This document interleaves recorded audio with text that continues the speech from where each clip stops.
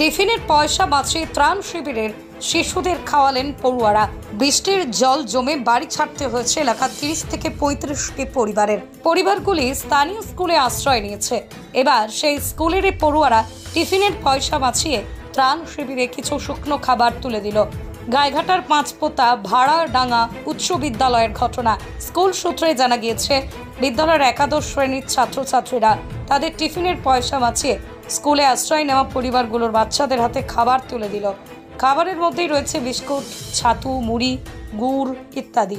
স্কুলের ছাত্রদের কথায় মোট 25 জন শিশু স্কুলের ত্রাণ শিবিরে পরিবারের সঙ্গে আশ্রয় নিয়েছে।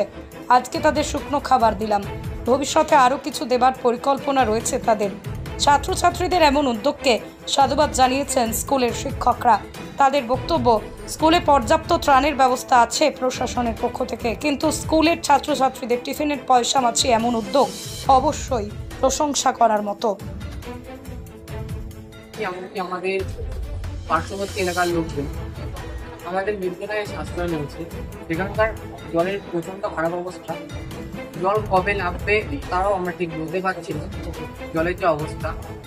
তা এবার তাদের খাবারের সামগ্রিক অসুবিধার জন্য আমাদের বিদ্যালয়ের ছাত্রছাত্রীরা মিলে টিফিনের কিছু টাকা বাঁচিয়ে তাদের জন্য আমরা খাবার সামগ্রী জোগাড় করছি। যেহেতু এখানকার বেশিরভাগই লোকজন ভাবে তারা সংসার চলে বা জীবনযাপন করে, এবার তাদের এই সমস্ত অসুবিধার জন্য পুরা টাকা তুলে বা সহযোগিতা করছে তাদের খাবার চেষ্টা করে।